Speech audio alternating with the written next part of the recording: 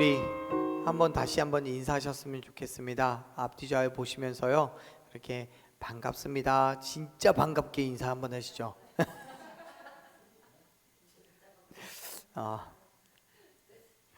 감사합니다. 제가 정말 좋아하는 그 뮤지컬이 있는데요, 오페라의 유령이라는 뮤지컬이 있어요. 여러분 아실지 모르겠습니다. 이 오페라는 원래는 소설이 원작이고요, 그 소설을 뮤지컬로 만들었고, 이게 크게 유행을 하고 인기를 얻어서 영화로도 만들어졌습니다. 음악이 너무 좋아요. 내용도 좋고요. 근데 이 뮤지컬에서 이 오페라의 유령이라는 내용에서는 이 남자 주인공이 천재적인 음악가예요. 그런데 어릴 때 받았던 학대로 인해서 생긴 얼굴에 상처가 있어요. 그래서 그 상처를 감추기 위해서 가면을 쓰거든요. 그래서 그 가면을 쓰고 낡은 오페라 극장의 지하에 살아요. 사람들 앞에 나서지는 않고 목소리만 들리고 그러니까 유령이라고 생각하는 거예요. 자기의 상처를 감추기 위해서 썼던 그 가면이 시간이 가면서는 오히려 그 가면 뒤에 숨어서 자신의 욕망을 채우는 이야기가 진행이 됩니다. 여러분, 가면이라는 거는요, 사실은 무엇인가를 감추기 위한 도구로 사용합니다.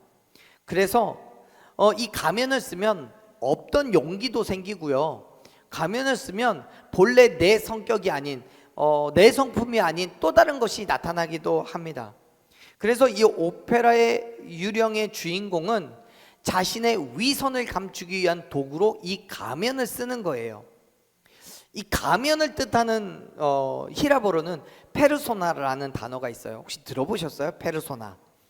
이 페르소나라는 단어는 진짜 내가 아니라 내가 보여주기를 원하는 대로, 혹은 사회가 원하는 모습의 가면을 쓰고 보여줄 때 그 페르소나, 가면이라는 단어를 사용합니다. 그런 의미에서 오늘날에는 오히려 가면을 쓰지 않으면 안 된다라고 생각해요. 왜냐하면 가면을 쓴다는 건 세상 속에서 나를 방어하는 수단이기도 하고, 또 다른 면으로는 나를 드러내는 방법이기도 하기 때문에 그래요. 자, 다시 한번 말씀드릴게요. 가면을 쓴다는 건 세상 속에서 나를 방어하는 수단이기도 하고, 또 다른 한편으로는 오히려 나의 또 다른 면을 드러내는 방법이 되는 거예요. 그런데 여러분, 가만히 생각해 보면 그리스도인들에게도 그러한 가면을 쓴 모습을 너무 쉽게 찾아볼 수 있습니다. 교회에서는 그렇게 신실하고 믿음 있고 말씀대로 살아가는 걸 보이는데, 가정에서, 직장에서 내 자랑, 내 만족, 내 유익을 위해서 살아가는, 어떤 면으로는 위선적이기도 하고 또 모순적이기도 하는 삶을 살아가게 돼요. 그들은 교회에서는 교회에 맞는 가면을, 세상에서는 세상에 맞는 가면을 써요. 그런데 그게 나의 편의에 따라, 내 욕심과 내 만족에 따라 쓴다는 것이 문제가 되는 거예요. 사랑하는 여러분, 혹시 여러분 지금 가면을 쓰고 계신다면 이젠 벗으시기 바랍니다. 교회를 다닌다고 하지만 여전히 세상의 염려와 걱정과 근심의 가면을 쓰고 있다면, 여러분 그 모든 가면을 벗으시고 이제 그리스도인 된, 온전히 하나님의 백성 된 삶으로 모든 근심과 걱정 내려놓고 믿음의 자리로 나아가는 저와 여러분 되길 간절히 축원합니다. 예수님께서 이렇게 말씀을 하셨어요. 29절 말씀을 한번 읽어볼까요? 29절 읽습니다. 너희는 무엇을 먹을까 무엇을 마실까 하여 구하지 말며 근심하지도 말라. 아멘. 사실 이 말씀은요, 지금 우리가 읽었던 말씀의 첫 시작이 되는 22절에도 동일한 말씀이 있어요. 22절에서 예수님은 제자들에게 그렇게 말씀하시거든요. 내가 너에게 이르노니 너희 목숨을 위하여 무엇을 먹을까, 몸을 위하여 무엇을 입을까 염려하지 말라라고 말씀하셔요. 이 두 말씀은요, 22절과 29절의 말씀은 동일한 강조점이 있는 말씀이에요. 그러면서 예수님께서는 제자들에게 분명하게 선언하셨어요. 근심하지 말라고요. 그런데 여러분, 뭘 근심하지 말라고 하셨어요? 뭘 먹을 거냐, 뭘 마실 거냐, 또 뭘 입을 거냐, 그거를 근심하지 말래요. 29절을 보면 구하지도 말래요. 그러면서 그 모든 것들을 사람이 근심하고 염려하는 이유를 말씀하시는데 22절 말씀을 보면요, 목숨을 위하여서 그렇대요. 몸을 위해서 그런데요. 다시 말해서 사람들이 무엇을 먹고 마실 것인지 또 무엇을 입을 것인지 염려하고 근심하는 이유는 내 목숨 때문이라는 거예요. 맞아요. 여러분, 먹거나 마시지 않으면 죽어요. 옷 입지 않으면요 죽어요. 추워서 죽고 혹은 더워서 죽어요. 여러분 그렇게 말씀 많이 하시잖아요. 오늘 그러지 않으셨어요? 추워 죽을 뻔했네 막 그러지. 오시는 길이 미끄러우셨진 않으셨어요? 미끄러워 죽을 뻔했네. 세상에 수도 없이 우리는 죽었다 살아요. 근데 여러분, 그럼에도 불구하고 예수님은 우리에게 구하지 말래요. 근심하지도 말래요. 그러면서 이렇게 말씀하시거든요. 30절 우리 처음만 한번 읽어봅시다. 읽어볼게요. 이 모든 것은 세상 백성들이 구하는 것이다. 이 모든 것들은 무엇을 먹을지, 무엇을 마실지, 무엇을 입을지는 누가 구하는 거예요? 세상 백성들이 구하는 거래요. 그리스도인들이 구하는 게 아니래요. 그런데 왜요? 왜 그리스도인들은 이걸 구하면 안 되는 겁니까? 여러분 오해하지 마세요.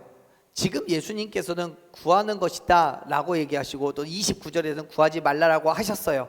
그런데 사실은 엄밀히 이야기하자면 구하지 말라는 게 아니에요. 필요하면 구해야죠. 오히려 예수님이 뭐라고 하셨냐면 마태복음 7장 11절 말씀을 보면 예수님은 악한 자라도 자기 자녀에게 좋은 걸 준대요. 그러니까 하늘에 계신 하나님은 구하는 자에게 좋은 걸 주지 않겠냐고 말씀하셨어요. 예컨대 우리가 정말 먹을 것이 필요하다면 하나님 나 배고 고파요 먹을 것 좀 주세요 하면 하나님이 그 어떤 것보다 좋은 걸 주실 거라는 거예요. 아멘. 실제로 그랬잖아요. 언제요? 출애굽 때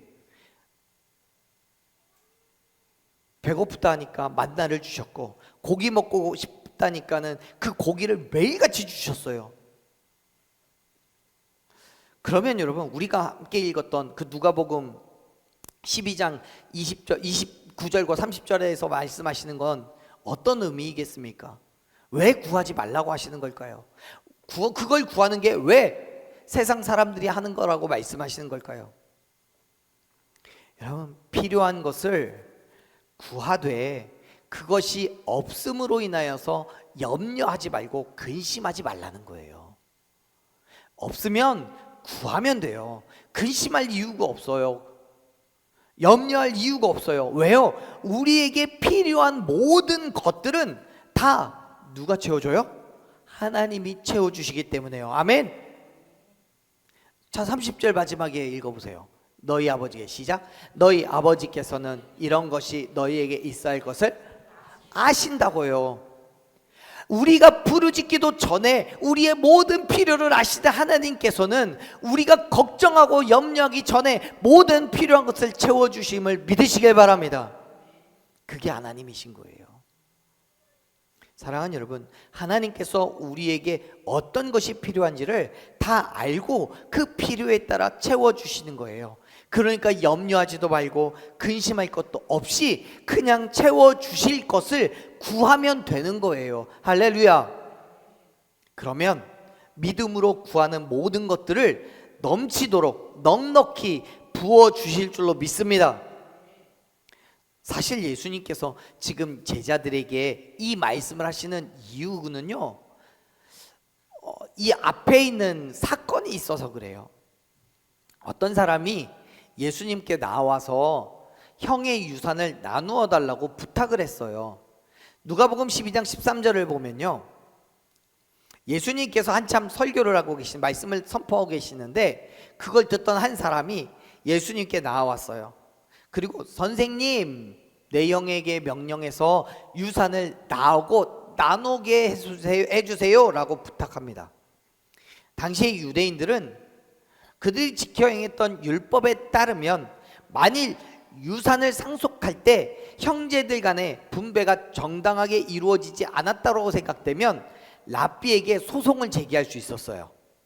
뭐 지금도 크게 다르진 않겠지만 이 시대에는 좀 더 그게 심했는데, 형제가 있으면 장자에게 더 많은 재산을 주었어요.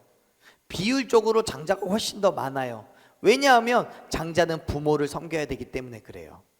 그런데 동생의 입장에서 생각을 해보자면, 자기가 볼 때 그래, 장자에게 100번 양보해서 나보다 더 많이 줄 수 있다고 해. 하지만 내가 가진 것보다 형이 가진 게 너무 과하게 많아 라고 생각이 되면 그걸 조정해 달라고 랍비에게 요청할 수 있었던 거예요.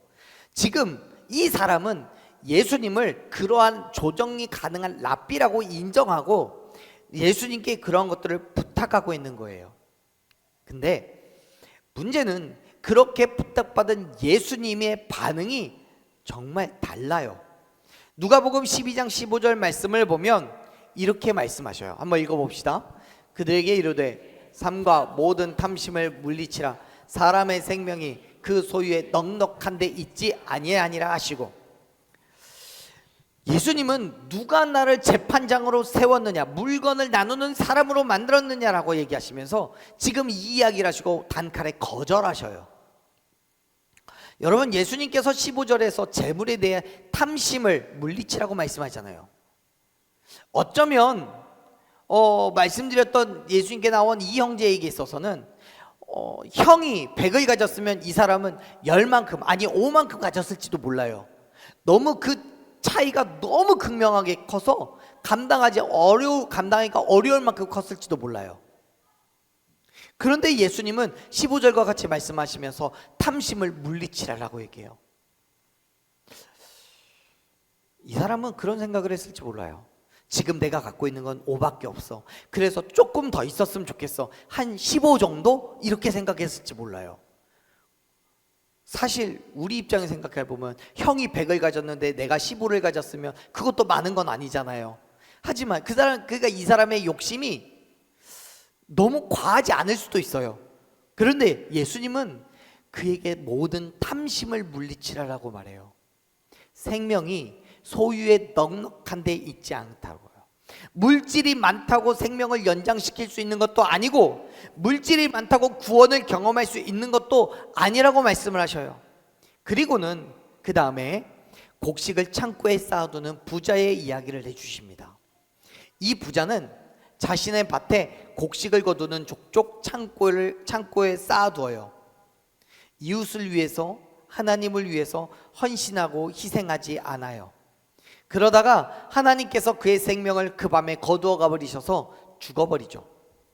하나님께서 생명을 주관하고 계시고 그거에는 인간의 노력과 수고가 하나도 들어있지 않다는 거예요. 그래서 그 수고와 노력이 얼마나 허망한 것인지를 가르쳐주는 비유의 말씀이에요. 그 말씀이 다 끝난 이후에 우리가 읽었던 22절의 말씀을 하시는 거예요. 22절부터의 말씀이 시작되는 거예요. 너희는 목숨을 위하여 무엇을 먹을까? 몸을 위하여 무엇을 입을까? 염려하지 말라고요. 사랑하는 여러분, 그리스도인은 세상의 것들에 염려하고 걱정하는 사람들이 아닙니다. 그리스도인들이 구해야 하는 것은, 근심하고 걱정해야 하는 것은 하나님의 나라에 내가 있느냐 없느냐예요. 그래서 31절의 말씀을 보면 이미 이렇게 말씀하고 계셔요. 31절 읽어봅시다. 다만 너희는 나라를 구하라. 그리하면 이런 것들을 너희에게 더하시리라. 아멘.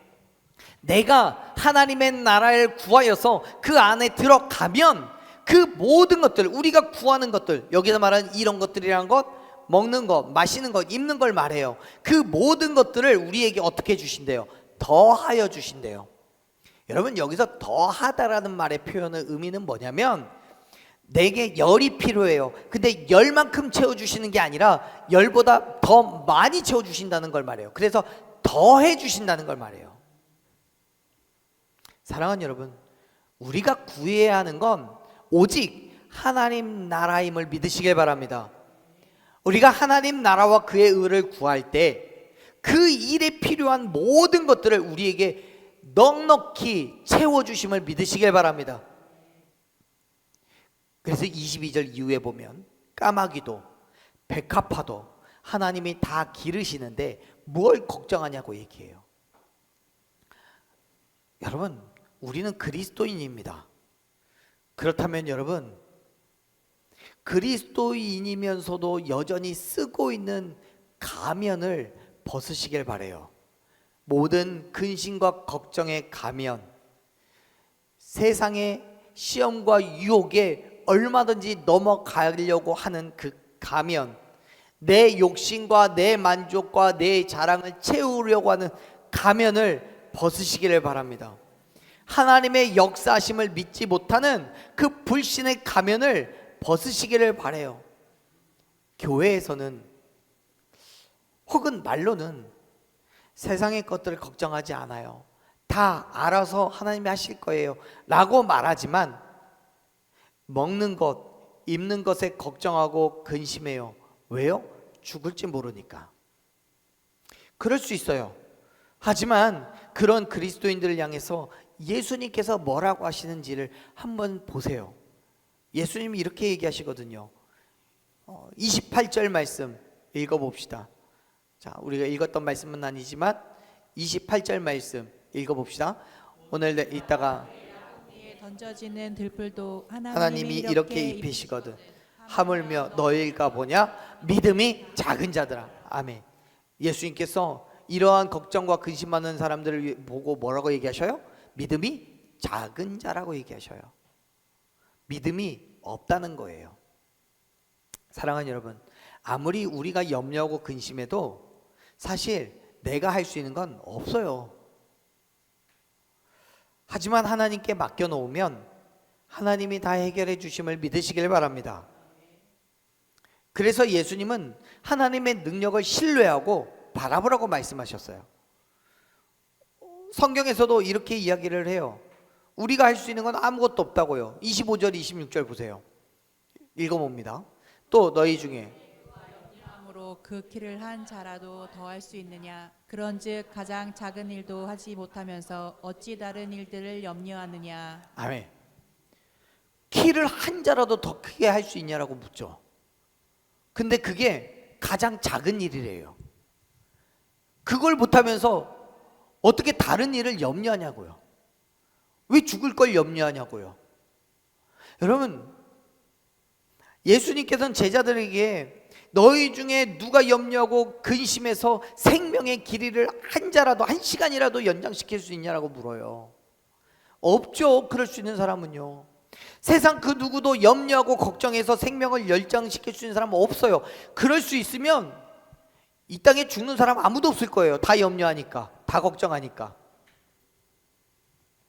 그런데 흥미로운 사실은요, 26절에서 예수님께서 말씀하시는 거예요. 그 생명을 연장시키는 그런 작은 일 하나 또 못하면서 먹을 것, 입는 것을 걱정하냐고요. 사랑하는 여러분, 생명을 연장시키는 것이 작은 일입니까? 아니에요. 인간의 힘으로는 절대적으로 불가능한 일이에요. 하지만 하나님께서는 생명을 창조하신 분이시기 때문에 우리에게 생명을 주실 수도 있고 빼앗을 수도 있음을 믿으시길 바랍니다. 그러니까 당연히 연장시키실 수도 있죠. 실제로 하나님께서 생명을 연장시킨 한 사람을 우리는 알고 있습니다. 누구예요? 성경의 인물 히스기야라는 사람이요. 히스기야 왕은 죽을 병에 걸렸지만 하나님 앞에 기도함으로써 그의 생명이 15년을 연장받았어요.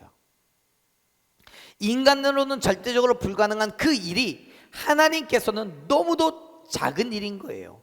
앞서 비유로 말씀하셨던 부자의 생명도 하룻밤에 걷어 가버리셨잖아요. 그런데 생명을 주관하신 하나님께서 먹을 것 하나, 입을 것 하나 우리에게 책임져 주시지 않겠느냐라고요. 예수님께서는 하나님께서 행하실 수 있는 그 일을 확신하고 또 신뢰하시면서 말씀하시는 거예요. 우리가 하나님의 나라를 구하면 우리에게 필요한 모든 것들, 먹을 것, 입을 것, 마실 것, 심지어 우리의 생명까지도 더하여 주실 것이라고요. 아멘. 사랑하는 여러분, 믿으시길 바랍니다. 우리가 구해야 할 건 오직 세상의 물질이 아닙니다. 우리가 염려해야 될 것은 육체의 질병이 아닙니다. 우리가 근심해야 할 것은 우리의 삶의 필요가 아닙니다. 저와 여러분은 오직 하나님의 나라와 그의 의를 구해야 함을 믿으시길 바랍니다. 하나님의 바람을 따라 살아가며 이 땅에 예수 그리스도의 죽으심과 부활하심을 증거하는 그 증인된 삶을 살아가야 함을 여러분 믿으시길 바랍니다. 물론 그럼에도 불구하고요, 우리는 여전히 인간이기 때문에 때로는 걱정할 수 있어요. 근심도 할 수 있어요. 세상을 두려워하기도 해요. 그래서 예수님이 뭐라고 하십니까? 한번 볼게요. 32절 말씀, 32절 말씀 읽어봅시다. 저건 무리여 너희 아버지께서 그 나라를 너희에게 주시기를 기뻐하시느니라. 아멘. 여러분, 지금 예수님이 이렇게 말씀하시는 거예요. 비록 하나님의 말씀을 따라 살아가려는 사람은 적지만, 그래서 세상은 우리에게 걱정과 근심의 거리를 주지만 얘들아 두려워하지 마, 걱정하지 마, 하나님께서 당신의 나라를 너희에게 주실 거야. 그렇습니다. 여러분, 우리가 그리스도인이지만, 그리고 많은 그리스도인이 이 땅에 있지만 정말 말씀 그대로 먹을 것 입을 것 걱정하고 근심하지 않는 그리스도인들은 사실 많지 않아요. 왜요? 여전히 우리는 세상 속에서 살아가고 있으니까요. 우리가 가진 것 때문에, 또 우리의 환경 때문에, 내 처지 때문에 걱정하고 근심해요. 때로는 무서워할 수도 있어요. 그러나 사랑하는 여러분, 그러한 마음이, 그러한 감정이 들 때마다, 인간적으로는 그럴 수 있겠지만 그 모든 감정이 들 때마다 믿음으로 이기고 승리하시기를 축복합니다. 두려워하지 마세요. 무서워하지 마세요. 하나님께서 저와 여러분에게 필요한 모든 것들을 남김없이 풍족하게 모자람 없이 채워주실 것을 믿으시길 바랍니다. 물론 때로는 그 믿음 때문에 손해볼 수 있어요. 다 그렇게 하는데 너는 왜 그러냐고 비난하고 조롱받을 수 있어요. 만일 13절에서 예수님께 재판을 부탁했던 그 사람이 예수님의 말씀에 깨달음을 얻고 그 재판을 포기한다면 그가 더 받을 수 있는 것을 포기하기 때문에 손해를 볼지도 몰라요. 그럼에도 불구하고 예수님은 무서워하지 말고 기꺼이 말씀대로의 삶을 결단하라고 말씀합니다. 왜요? 하나님께서 우리에게 주시는 걸 기뻐하시기 때문에요. 할렐루야. 하나님은 그렇게 쪼잔한 분이 아니세요. 쫌생이 아니고요. 그래서 내가 열을 달라고 했는데 0.5도 줄까 말까 하신 분이 아니에요. 우리에게 주시는 걸 너무도 기뻐하시는 분이세요. 할렐루야. 열왕기상 3장 13절의 말씀을 보면 솔로몬의 이야기가 등장합니다. 하나님께서는 자기에게 기도하고 간구하는 솔로몬에게, 당신의 백성을 다스릴 지혜를 달라고 구하는 솔로몬에게 그가 구하지 않은 부와 영광도 주시겠다고 말씀하셔요. 그리고 그의 평생에 어떤 왕도 솔로몬과 같은 자가 없을 거라는 명예도 주셨어요. 그렇습니다. 여러분, 우리는 그리스도인이에요. 우리가 하나님의 말씀대로 살아가기를 결단하면 우리가 구하지 아니한 것까지도, 부와 영광과 명예와 권력까지도 하나님께서 부어주실 것을 믿으시길 바랍니다. 그리스도인은 그러한 정체성을 가지고 살아가는 사람들인 거예요. 그러한 확고한 믿음을 가지고 살아가는 사람들인 거예요. 그래서 우리를 통해서 하나님의 나라와 그의 의를 이 땅 가운데 드러내는 사람들이 곧 그리스도인인 거예요. 믿으시길 바랍니다. 그렇다면 여러분, 그리스도 있는 세상에서 자기의 유익과 자랑과 만족으로 살아가는 것이 아니잖아요. 오직 하나님의 나라와 그의 의를 위하여 살아가길 바래요. 내가 아니라, 내 자랑과 내 만족과 내 유익이 아니라 하나님의 빛을 비추기 위해서요. 그 삶이 세상의 다른 사람과 비교해 봤을 때 너무나 모자람이 있다고 할지라도, 다른 사람들은 자기의 유익과 자기의 만족을 위하여 시간을 쓰고 물질을 쓰고 환경을 쓸 때에 나는 그 모든 것들을 내려놓고 예배하고 기도하고 말씀 보고 말씀 안에서 믿음 안에서 교제하는데 다 쓴다고 할지라도, 오히려 그 일을 통해서 하나님께서는 저와 여러분에게 놀라운 은혜를 부어주시고 하나님의 귀한 섭리 가운데 역사하실 것을 믿으시길 바랍니다. 그게 그렇게 살아가는 게 그리스도인인 거예요. 그렇다고 해서 여러분, 우리의 삶이 오직 하나님을 위해 살아가는 삶이라고 해서 내 자랑과 내 유익은 포기해야 하는 겁니까? 그리고 포기해야죠. 네, 여러분, 그 내가 포기한 내 자랑과 유익을 하나님이 채워주심을 믿으시길 바랍니다. 우리가 하나님의 것을 채우면 하나님께서는 반드시 저와 여러분의 필요를 채우시는 거예요. 왜요? 그게 하나님께 영광이 되기 때문에 그래요. 바울은 빌립보서 4장 19절에서 이렇게 선포합니다. 보세요, 읽어봅시다. 나의 하나님이 그리스도 예수 안에서 영광 가운데 그 풍성한 대로 너희 모든 쓸 것을 채우시리라. 아멘. 우리의 모든 쓸 것을 채우시는데 그것이 그리스도 예수 안에서 영광 가운데 채우실 거라고 얘기해요. 여러분, 하나님의 말씀에 순종하여서 그 믿음의 삶을 살아갈 때마다 우리에게 필요한 모든 것들은 하나님이 채워주심을 믿으시길 바랍니다. 왜요? 그게 하나님의 영광이 되니까 그래요. 어떤 사람이 그랬대요. 어떤 교회에 권사님 한 분이 이웃에게 전도를 정말 열심히 하신대요. 이웃집 찾아다니시면서 자기가 아는 모든 사람들 다 찾아다니고 전도를 해요. 그런데 사람들이 그 권사님의 전도를 받고도 교회를 나오는 게 싫어해요. 왜 싫어하냐면 전도하러 가는데 너무 꾀지지한 거예요. 자다 있나고 머리 이만큼 붕 떠갖고 세수도 안 한 것처럼 막 이렇게 떼 끼어서 교회 가자고 하면 안 가는 거예요. 그리고 얘기해요.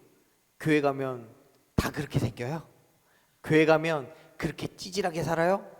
안 가는 거예요. 그래서 목사님이 그 권사님께 그랬대요. 깨끗하게 씻고 얼굴에 하얗게 분칠하고 입술 빨갛게 바르고 머리 곱게 빗고 제일 좋은 옷 입고 그렇게 전도하라고 그랬대요. 그리고 나서는 교회가 부흥하기 시작했답니다. 어쩌면 모순적인 이야기인지도 모르겠어요. 근데 여러분, 내가 없어서 그렇게가 아니라 내가 그렇게 할 수 있도록 하나님께서 채워주시는 거예요. 아멘. 하나님이 은혜를 주시면, 내 삶에 풍성한 은혜가 넘치면 하나님의 영광이 드러나는 거예요. 하나님의 그 영광 때문에 저와 여러분을 축복하시는 거예요. 아멘. 그래서 우리는 그 믿음으로 살아가는 겁니다. 사랑하는 여러분, 하나님의 말씀에 순종하세요. 그리스도인 된 삶을 결단한 걸 무서워하지 마세요. 걱정과 염려하지 마세요. 세상 사람들과 다른 삶이라고 해서 그 삶이 실패와 또 좌절과 염려가 있는 거 아니에요. 하나님의 은혜가 있음을 믿으시길 바랍니다. 근심의 가면, 걱정의 가면을 벗어버리고 순종함으로 나아가는 저와 여러분이 되기를 간절히 축원합니다. 그럼에도 불구하고 여러분, 예수님의 말씀을 들은 제자들은 걱정과 근심이 돼요. 아직 세상에 있으니까. 지금 우리도 그렇잖아요. 우리의 관심은 하늘에 있지만 우리의 삶은 천국에 있는 게 아니라 세상 가운데 있어요. 그러니까 당연히 세상의 물질과 환경의 영향을 받을 수밖에 없어요. 그러다 보니 물질이 없으면 환경이 엉망진창이면 걱정하게 돼요. 근심하게 돼요. 지금 제자들이 그런 거예요. 그때 예수님께서 제자들에게 이렇게 말씀을 하셨어요. 33절 읽어봅시다. 너희 소유를 팔아 구제하여 낡아지지 아니하는 배낭을 만들라. 곧 하늘에 둔바 다함이 없는 보물이니 기는 도둑도 가까이 하는 일이 없고 좀도 먹는 일이 없느니라. 아멘. 예수님께서는요 제자들의 소유를 팔아서 구제하라고 말씀하세요. 그런데 여러분 한번 생각해 봅시다. 생각해 보세요. 이 말씀의 흐름을 쭉 한번 기억하시면서 생각해 보세요. 지금 제자들이 걱정하고 있는 게 뭐예요? 내가 너무 많은 걸 갖고 있어서 걱정인 게 아니에요. 없어 걱정인 거죠. 지금 제자들의 걱정은 무엇을 팔아먹을 거를 걱정하고 있는 게 아니에요. 팔고 싶어도 가진 게 없어요. 그런데 예수님께서는 뭐라고 얘기하셔요? 뭘 갖고 있는지 모르겠지만 갖고 있는 것까지 팔으래요. 그리고 그 판값을 어떻게 하래요? 그것으로 너희 먹을 것, 입을 걸 준비해라 라고 말씀하신 게 아니라 오히려 구제를 하래요.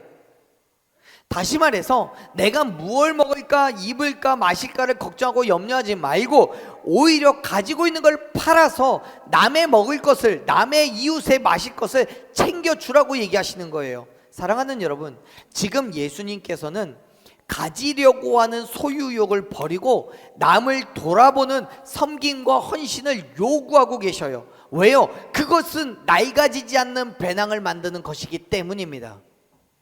그 배낭이 뭐예요? 하늘에 둔 보물을 담은 가방이요. 도둑도 좀도 가까이 할 수 없는 완벽한 안전이 보장되는 곳에 둔 보물이요.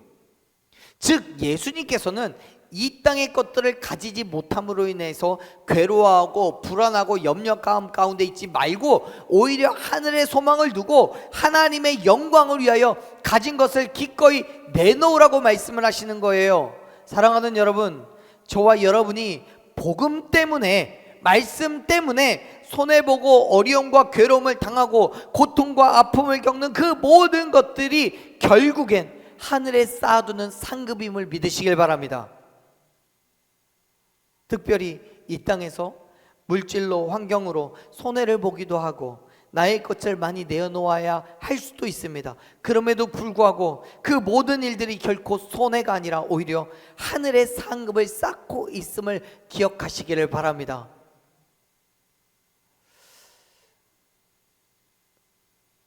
여러분 오해하지 마세요. 지금 이 순간에 이제 나가서 가지고 온 거 다 팔아갖고 하나님께 다 쌓아두라고 말씀드린 거 아니에요. 우리의 믿음과 우리의 가치와 우리의 소망이 세상의 물질에 있는 게 아니라 하나님께 있음을 기억하라는 얘기입니다. 물론 그런 건 쉬운 게 아니에요. 우리의 시선이, 우리의 가치관이, 우리의 믿음이 어디에 있느냐에 따라서 쉬워질 수도 있고 어려워질 수도 있습니다. 그래서 예수님이 이렇게 말씀하시는 거예요. 마지막 읽어봅시다. 34절 읽어요. 곳에는 너희 마음도 있으리라. 아멘. 우리가 바라보는 그곳에 우리의 마음이 있음을 기억하시기 바랍니다. 만일 우리가 물질을 바라보고 세상을 바라본다면 그곳에 우리의 마음이 있는 거예요. 그래서 그것이 사라지면 슬프고 풍족하면 기쁜 거예요. 그 기쁨을 위해서 자꾸만 채워야 하기 때문에 매일매일 아쉬워요. 그러나 우리의 마음이, 우리의 시선이 하나님께 있다면 하나님의 나라를 세우고 가꾸기 위해서 내가 가진 것은 하나도 아깝지 않은 거예요. 왜요? 내 헌신으로, 내 노력으로 하나님의 나라가 잘 세워지고 가꾸어진다면 그것으로 우리는 충분하니까요. 마치 자녀를 잘 가르치기 위해서 3번씩이나 이사를 했던 맹자의 어머니처럼요. 사랑하는 여러분, 지금 여러분의 마음은 어디에 있습니까? 그리스도인이라면 여전히 세상의 마음에 두고 계신다. 그리스도인이라고 하면서 여전히 세상의 마음을 두고 계신다면 이제 그 가면을 벗어버리시기를 바랍니다. 불안과 염려와 걱정의 가면을 벗고 오직 예수 그리스도만 바라보는 저와 여러분 되기를 간절히 축원합니다. 세상의 가치관 벗으십시오. 그리고 다시 한번 온전한 그리스도인 된 삶을 결단하시길 바래요. 먹을 것, 입을 것, 마실 것 염려하지 마세요. 근심하지 마세요. 저와 여러분이 하나님의 나라와 그의 의를 구하면 우리의 모든 필요를 하나님께서 기꺼이 풍족하게 채워주실 줄로 믿습니다. 그 믿음으로 하나님만 바라보시길 바라요. 그리고 그가 주실 것을 기대하는 저와 여러분이 되기를 간절히 축원합니다. 아멘. 우리 시간 찬양하고 기도하며 나아가십시다. 사랑하는 여러분, 제가 말씀의 서두에 말씀드린 것처럼 오페라 유령 속의 주인공은요, 자신의 흉측한 상처를 가리기 위해서 평생을 가면 뒤에 숨어 어두운 지하에 살았어요. 사랑받지 못할 거라는 두려움, 그 두려움이 증오가 되고 상처가 되고 그래서 폭력을 나타났습니다. 여러분, 우리는 어떤 가면을 쓰고 있습니까? 나는 믿음이 좋아, 나는 걱정이 없어 라고 말하지만 가면 뒤에서 여전히 먹고 사는 문제, 미래에 대한 문제, 또 직장과 가정과 자녀에 대한 두려움으로 떨고 있지는 않습니까? 이제 그 모든 가면들을 벗어버리시기를 바랍니다. 우리는 어둠 속에 숨어야 하는 유령이 아니라 빛 가운데 거하는 하나님의 자녀입니다. 하나님께서 저와 여러분의 삶을 책임지실 것입니다. 하나님이 우리를 입히시고 먹이실 것입니다. 그렇기 때문에 이제 더 이상 그 두려움의 가면 뒤에 숨지 말고 믿음으로 순종하며 하나님의 나라와 그의 의를 위한 삶으로 결단하며 나아가시기를 바랍니다. 우리가 빛된 자녀로 살기를 바랄 때 하나님께서는 우리에게 빛을 비춰 주실 것입니다. 그때 비로소 우리는 가면을 쓴 연기자가 아니라 하나님 나라의 진짜 주인공으로 살아가게 될 것입니다. 우리 그 믿음으로 이 땅에 빛된 자녀된 삶을 결단하는 저와 여러분 되기를 간절히 축원합니다.